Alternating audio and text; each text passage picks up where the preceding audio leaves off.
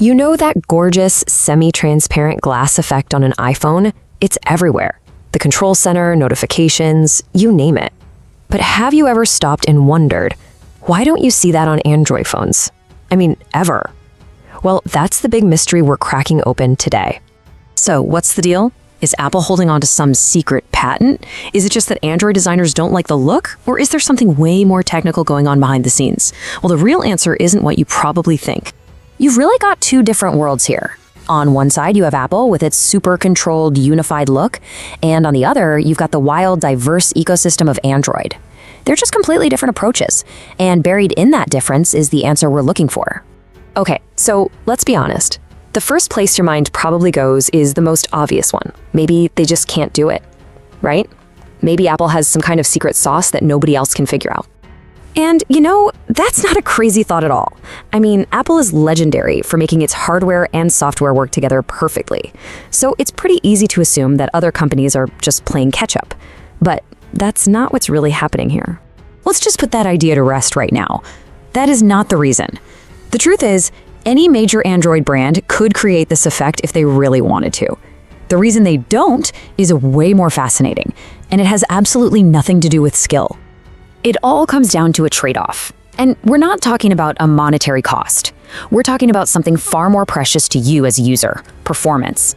There's a hidden price tag attached to that glassy look that affects your phone's speed, its battery, and your whole experience. Here's the truth, plain and simple.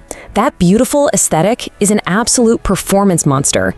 Think of it like a gas-guzzling V12 engine. It looks incredible, but man, it burns through resources like you wouldn't believe. So what does heavy actually mean here? Because we're not just talking about a simple blur filter you'd find on Instagram. Oh no, to understand this, we've got to pop the hood and see what's really going on. This is where things get really cool. A simple blur just kind of smudges the pixels around, but what Apple is doing is literally simulating a piece of frosted glass inside your phone. It's calculating the physics of how light would bend and diffuse through that surface in real time. And all of this has to happen in an instant. Every single time you swipe down a menu or a notification pops up, your phone's processor has to run a ton of complex math just to make it look right. And that is where the performance cost really starts to stack up. To put this into perspective for you, this kind of real-time physics simulation is what high-end video games use to make things like water and explosions look real. Apple is essentially running a little game engine just for its user interface. And that, as you can imagine, requires a ton of horsepower. And if you need proof of how demanding it is, just look at iPhones themselves. Even Apple's top-of-the-line phones with their custom-built chips sometimes stutter under the load. If you've ever pulled down your control center and seen just a tiny bit of lag, yep, that's the liquid glass effect pushing the hardware to its absolute limit. Okay, so if a premium $1,000 iPhone can break a sweat doing this, what do you think would happen if you tried to run that same effect on a more typical Android phone? Well, let me tell you, it would be a nightmare. Let's just ground this in the real world. Think about one of the most popular kinds of phones on the planet, a solid, budget-friendly Android device, maybe in the $200 range. These phones are built to be efficient and accessible, not to be high-end graphics powerhouses. Trying to force the liquid glass effect onto a phone like that would be like trying to play a brand new PS5 game on a computer from 10 years ago. It wouldn't just be slow. The phone would be borderline unusable. It would honestly feel like you just stepped back in time. Your shiny new phone would suddenly feel like one of those early, clunky smartphones. All that quick, snappy responsiveness we take for granted today, it would just vanish. And I'm not talking about a minor delay. I mean, picture this. You tap the phone icon to make a call, and then you wait. 1, 2, 3, 4, 5 seconds pass before the dialer finally shows up. Now imagine that delay for every single app, every single tap. It would be completely maddening. And that is the heart of it. That's why you don't see the liquid glass effect on Android. It's not because they can't do it. It's because they've made a very deliberate, conscious choice not to.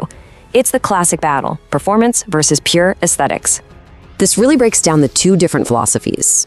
Apple can go all in on this demanding visual effect because they control the entire stack. They build the high-end hardware they know can handle it, well, most of the time. But Android has to play a totally different game. It needs to run smoothly on an enormous range of hardware, from $1,000 flagships to entry-level phones. So if you remember one thing from all this, let it be this. The reason these phones look so different isn't about one company being better than the other. It's about a fundamental difference in philosophy. It's a choice, and it's a choice that impacts the experience of hundreds of millions of us every day. The Android philosophy is all about accessibility. It's about making sure your phone is smooth and responsive whether you spend a fortune on it or just a couple $100. So why on earth would they implement a purely cosmetic feature that would instantly cripple the performance for like half their users? It just goes against their entire approach. So in the end, it's not about which approach is right or wrong, it's just about different priorities. But it does leave us with a pretty fascinating question for the future, doesn't it? As all our phones get more and more powerful, will these two different philosophies eventually merge? Or will this fundamental battle between beautiful aesthetics and universal performance always define how our devices look and feel?